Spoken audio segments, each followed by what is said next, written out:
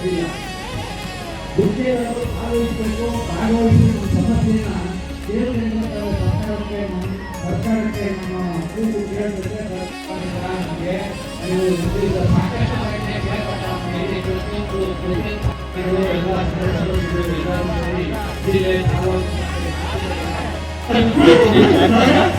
ಸಂಪೂರ್ಣವಾಗಿ ಯಥಾವತ್ತಾಗಿ ನಮ್ಮ ನಾಳತಕ್ಕಂಥ ಕಾಯ್ದೆಯ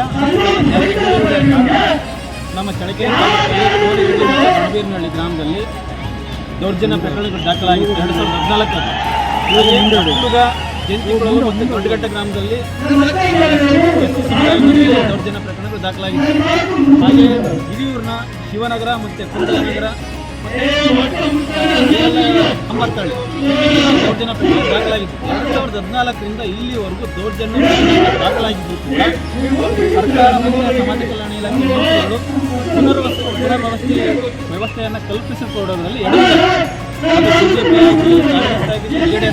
ಎಲ್ಲ ಸರ್ಕಾರಗಳು ಕೂಡ 1999 ಆ್ಯಕ್ಟನ್ನು ಜಾರಿಗೆ ತಂದೇ ಇಲ್ದಿರೋ ಕಾರಣ ಕೇಸ್ ಒಳಗಾಗಿರ್ತಕ್ಕಂಥ ಸಂತ್ರಸ್ತರಿಗೆ, ಶೋಷಣೆ ಒಳಗಾಗಿರ್ತಕ್ಕಂಥ ದಲಿತರಿಗೆ, ಪರಿಶಿಷ್ಟ ಸಮುದಾಯದವರಿಗೆ ಯಾವುದೇ ಸೌಲಭ್ಯ ಸಿಗ್ತಾ ಇಲ್ಲ.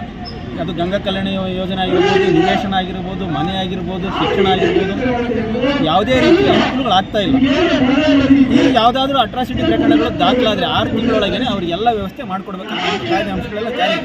6 ತಿಂಗಳಲ್ಲ ಸರ್, 12 ವರ್ಷ ಕಳೆದಿದೆ ಪ್ರಕರಣದ ದಾಖಲೆ, ಇಲ್ಲಿವರೆಗೂ ಆಗಿಲ್ಲ.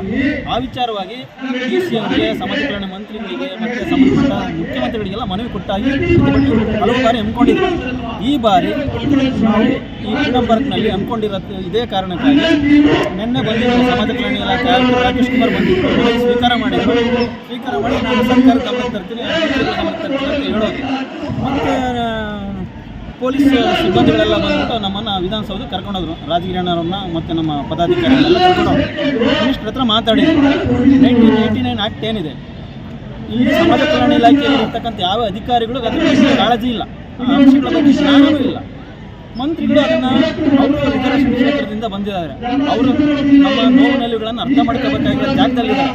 ನಮ್ಮನ್ನು ಅರ್ಥ ಮಾಡ್ಕೊಳ್ಳಿ. ನಾವು ನೋವಿನಲ್ಲಿಗಳನ್ನು ಸರ್ಕಾರದಿಂದ ಯಥಾವತ್ತಾಗಿ ಅಂಶಗಳ ಜಾರಿಗೆ ತಂದು ಏನು ಅಟ್ರಾಸಿಟಿ ಪ್ರಕರಣ ದಾಖಲಾಗಿದೆ, ಯಾವುದು ಚಳ್ಳಕೆರೆಯಲ್ಲಿ, ಹೊಸದುರ್ಗದಲ್ಲಿ, ಹಿರಿಯೂರಲ್ಲಿ, ಈ ಎಲ್ಲ ಗ್ರಾಮಗಳಿಗೆ ಪುನರ್ವಸತಿ ಕಲ್ಪಿಸಿಕೊಳ್ಳುವಲ್ಲಿ ತುರ್ತು ಕ್ರಮ ಮನವಿ ಮಾಡಿಕೊಂಡು ಅದಕ್ಕೆ ಸಂಬಂಧಪಟ್ಟಂತೆ ಇದೇ ತಿಂಗಳು 27ನೇ ತಾರೀಕು ನಂತರ ಒಂದು ವಿಶೇಷ ಸಭೆ ನಾನು ಆಯೋಜನೆ ಮಾಡ್ತೀನಿ. ಸಮಾಜ ಕಲ್ಯಾಣ ಇಲಾಖೆ ಮಂತ್ರಿ ನಾನಿರ್ತೀನಿ, ಆಯುಕ್ತರಿರ್ತಾರೆ, ಸಂಬಂಧಪಟ್ಟಂತೆ ಸರ್ಕಾರದ ಪ್ರಧಾನ ಕಾರ್ಯದರ್ಶಿಗಳಿರ್ತಾರೆ. ನಾವು ಇದು ಎಲ್ಲ ವ್ಯವಸ್ಥೆಯನ್ನು ಸರಿಪಡಿಸೋ ನಿಟ್ಟಿನಲ್ಲಿ ಕ್ರಮ ಜರುಗಿಸ್ತೀವಿ ಅಂತ ಹೇಳಿದ್ದಾರೆ. ನಾವು ಸಂತ್ರಸ್ತರು ಇದ್ದಾರೆ, ಧರಣಿ ನಡೀತಾ ಇದೆ. ನೀವು ಖುದ್ದಾಗಿ ಸ್ಥಳಕ್ಕೆ ಬಂದು ನಮ್ಮ ಮನವಿ ತೊಗೊಂಡು ನೀವು ಅದು ಸಂತ್ರಸ್ತರಿಗೆ ಏನು ಹೇಳಬೇಕು ಹೇಳಿ ಅಂತ ನಾವು ಹೇಳಿದ್ವಿ. ಅವರು ಬಿಸಿ ಇದ್ದೀನಿ ಅಂತ ಹೇಳಿದ್ರು. ನಾವು ಬರೋವರೆಗೂ ನಾವು ಟೆಂಟ್ ವಾಪಸ್ ತಗೊಳ್ಳಲ್ಲ, ನಾವು ಧರಣಿ ವಾಪಸ್ ತಗೊಳ್ಳಲ್ಲ, ಅನಿರ್ದಿಷ್ಟವಾದ ನಡೀತಿದೆ ಅಂತ ಹೇಳಿದ್ವಿ. ನಮ್ಮ ಒತ್ತಾಯ ಇಷ್ಟೇ, ಮಾನ್ಯ ಮಂತ್ರಿಗಳು, ಸಮಾಜ ಕಲ್ಯಾಣ ಇಲಾಖೆ ಮಂತ್ರಿಗಳು ಅಥವಾ ಸರ್ಕಾರದ ಮುಖ್ಯಮಂತ್ರಿಗಳು ಇಲ್ಲಿಗೆ ಬಂದು ಈ ಮನವಿಯನ್ನು ತಗೊಂಡು ನಮಗೆ ಭರವಸೆ ಕೊಡೋದ್ರ ಜೊತೆಗೆ ಕೆಲಸಗಳಾಗಬೇಕು. ಇಲ್ಲಿ ಭರವಸೆ ಕೊಟ್ಟೋಗ್ಬಾರ್ದು, ನಮಗೆ ಕೆಲಸಗಳಾಗುವ ನಿಟ್ಟಿನಲ್ಲಿ ನಾವಿನ್ನು ಒತ್ತಾಯ ಮಾಡ್ತಾ ಇದ್ದೀವಿ. ಪರಿಚಯ ಹೇಳಿ. ನಾನು ರಂಗಸ್ವಾಮಿ ಅಂತ, ದಲಿತ ಸಂಘರ್ಷ